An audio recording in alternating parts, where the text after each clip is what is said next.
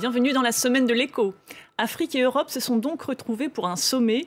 80 chefs d'État et de gouvernement réunis à Bruxelles. Sommet repoussé d'1 an et demi, Covid oblige. Objectif affiché, renouveler le partenariat entre les deux continents et tenter de réchauffer des relations distendues. Le tout sur fond de départ de l'opération Barkhane. Alors comment rééquilibrer les relations? Comment les anciennes puissances coloniales peuvent-être contrer la concurrence chinoise, russe ou turque? Comment mieux financer les économies africaines? On en parle tout de suite avec mes invités. Geert Laporte, directeur de l'European Think Tanks Group, réseau de groupes de réflexion européens sur le développement, la coopération internationale et la politique étrangère européenne. Et Abdelmalek Alaoui, président de l'Institut européen d'intelligence stratégique et auteur de Le temps du Maroc 2020-2021, résilience et émergence du royaume chérifin. Bonjour à tous les deux. Bonjour. Alors l'Union européenne annonce plus de 150 milliards d'euros sur 7 ans pour alimenter des projets d'infrastructure. Je vous propose d'écouter quelques réactions et on en parle juste après.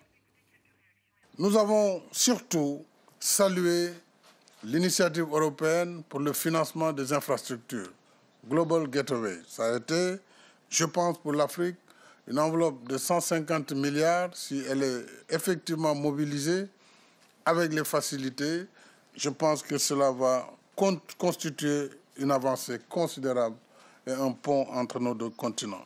Une avancée considérable et un pont entre nos deux continents. Est-ce que ces 150 milliards d'euros sur 7 ans vont dans le bon sens ? Alors, c'est une annonce qui était très attendue. Ça fait plusieurs mois, plusieurs semaines que ce Global Gateway est négocié. Ça va dans les intérêts également des Européens parce que, il faut le rappeler, ce n'est pas de l'argent magique, ce n'est pas de l'argent qui va être offert à l'Afrique. Des entreprises européennes vont certainement en bénéficier en pouvant intervenir sur ces grands marchés d'infrastructures. Et puis, il y a une vision de plus long terme pour l'Europe, c'est que son marché de demain, c'est l'Afrique avec son 1,2 milliard de consommateurs. Et donc, je crois qu'il faut vraiment être très attentif à l'agenda européen en direction de l'Afrique. C'est un geste qui est important. Certains observateurs diront qu'il est encore insuffisant. Et justement, sur les domaines qui sont mis en priorité, la santé, l'accès, les satellites européens pour l'accès à Internet, vous diriez que ce sont les bonnes priorités pour l'Afrique ? Alors, la santé, indubitablement, mais les chiffres sont quand même paradoxaux. On parle aujourd'hui d'1 milliard d'euros qui sont mis sur la table pour 6 centres de fabrication des vaccins, alors que le Maroc, à lui tout seul, il y a 3 semaines, a lancé sa méga-usine de vaccins panafricaine en mobilisant 500 millions d'euros pour un seul pays sous l'initiative du roi Mohamed VI. Donc il y a toujours, lorsqu'on regarde, nous, Africains, ces initiatives européennes, on se dit toujours l'Europe a adopté la maxime du cardinal de Retz, à savoir qu'elle ne veut pas vraiment sortir de l'ambiguïté, elle a peur que ça soit à son détriment. Aujourd'hui, il y a besoin de beaucoup plus de clarté dans ces initiatives. Alors précisément, Geert Laporte, on l'a vu, hein, l'Union européenne, elle n'est pas prête à lever les brevets, même temporairement. En revanche, on ne peut pas dire qu'elle ne fait rien sur la question des vaccins. 150 millions de doses données, plus d'1 milliard pour développer des mini-usines Pfizer. C'est quoi? C'est un problème de communication de l'Europe ou c'est un blocage? Expliquez-nous. Non, moi je crois personnellement que l'Europe a certainement voulu faire une opération de charme. Hein. Donc avec ce sommet, ils ont vraiment essayé de convaincre les Africains que l'Union européenne a vraiment de belles intentions pour arriver à un partenariat d'égal à égal. Mais ce qui m'étonne, c'est qu'on n'a pas vraiment discuté des convergences et des divergences qui existent entre les deux continents. On a parlé beaucoup d'argent, on a parlé beaucoup d'investissements, de ressources financières, et ça me fait penser un peu au sommet du passé. Dans le passé, c'était de l'aide publique au développement, maintenant ce sont des investissements. Il n'y a rien de mauvais avec ces investissements, mais il faut quand même avoir d'abord une stratégie qui est très claire des deux côtés avant de commencer de parler d'argent. Et en ce qui concerne les vaccins, je crois que l'Europe a voulu faire des concessions sur tout ce qui est la production des vaccins en Afrique, dans différents pays, la livraison aussi de 450 millions de doses de vaccins, mais évidemment, sur la propriété intellectuelle, les brevets, elle n'a pas voulu vraiment faire des concessions. Abdelmalek Alaoui, je vous voyais réagir précisément sur cette question-là. Sur la question des barrières non tarifaires et comment est-ce que l'Afrique peut être pénalisée par certaines décisions européennes, il y a des sujets très importants qui n'ont pas été mis sur la table. Il y a la question de la taxe carbone aux frontières qui va arriver en 2025, qui est en réalité une réplique à l'agenda géostratégique européen pour essayer de pénaliser les Chinois et les Américains, mais dont les Africains sont aujourd'hui victimes. Les premières victimes. Bien sûr, je pense aujourd'hui à de grands pays industriels qui sont encore en train d'avancer au sud de la Méditerranée, comme le Maroc. Si demain on a une taxe carbone aux frontières, alors même que nous polluons beaucoup moins que les Européens, évidemment, il faut qu'il y ait une sorte de rattrapage et de rééquilibrage de ces relations qui soient mises en place. Oui, sur la question du climat, Geert Laporte, vous diriez que l'Europe calque son agenda sur l'Afrique sans tenir précisément des particularités africaines. On sait que l'Afrique est très peu pollueur et se voit taxée. Oui, de toute façon, l'Afrique, elle veut industrialiser, elle veut créer de l'emploi et elle a le droit de le faire. Et évidemment, elle va aussi nous rappeler du fait que l'Afrique n'a jamais pollué de la même façon que d'autres régions au niveau mondial. Donc, il devrait avoir le droit, et ça me paraît très, très juste aussi, de faire beaucoup de démarches vers cette industrialisation partout sur le continent.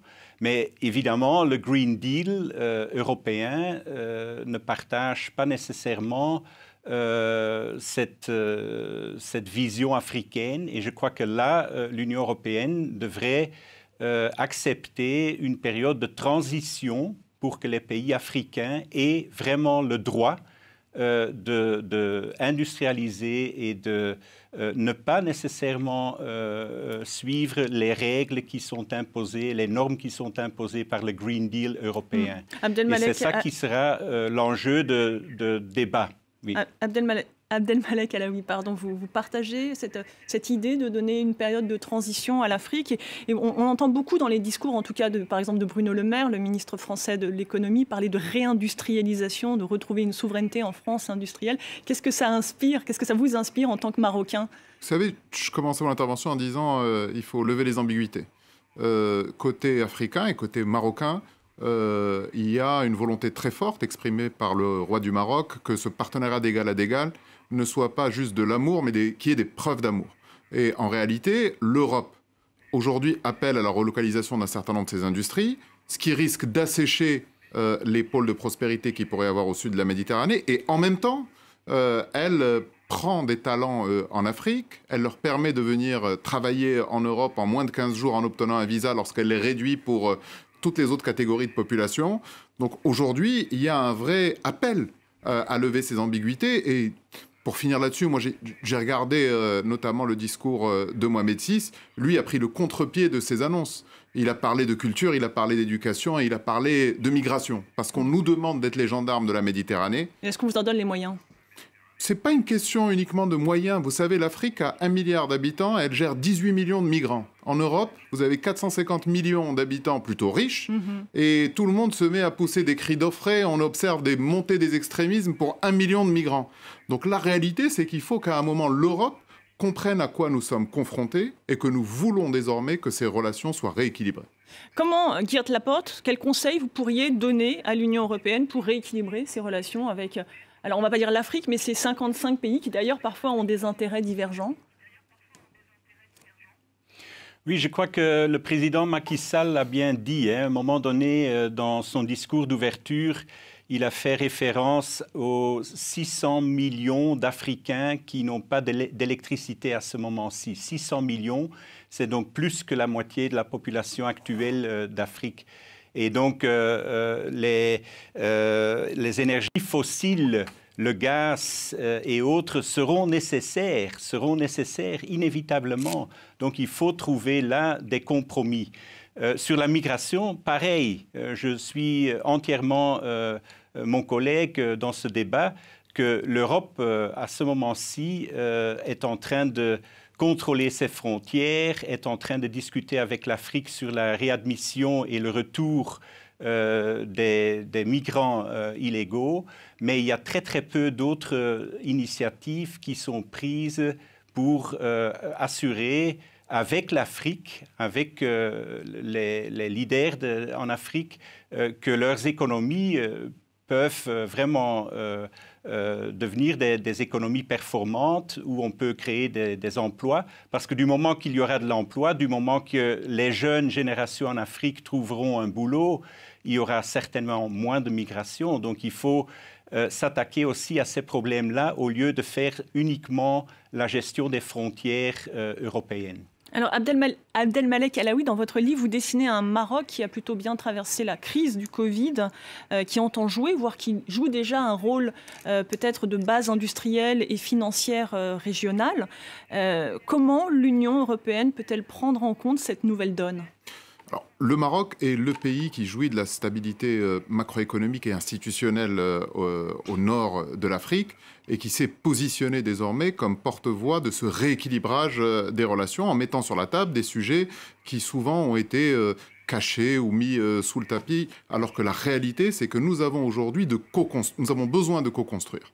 Et cette volonté de co-construction, elle peut passer par le Maroc parce qu'il jouit justement de cette stabilité et qu'il a déjà le savoir-faire et qu'il permet d'animer cet axe euro-africain industriel qui finalement sera le marché européen demain. Et très rapidement, que peut faire le Maroc pour retenir ces talents qui ont tendance à être attirés par l'Europe ? Vous le disiez tout à l'heure avec ce passeport talent que met en place la France. Alors, le Maroc est en train de mettre en place un plan très important pour notamment les talents du numérique, qui sont ceux qui sont le plus drainés par l'Europe, en expliquant et en faisant la pédagogie aux grandes entreprises multinationales européennes, tout simplement qu'il y a une clé de répartition. On peut laisser les emplois à très forte valeur d'innovation en Europe, mais il y a les emplois qu'on appelle best cost, ceux qui sont labor intensive. Alors, parlez en français.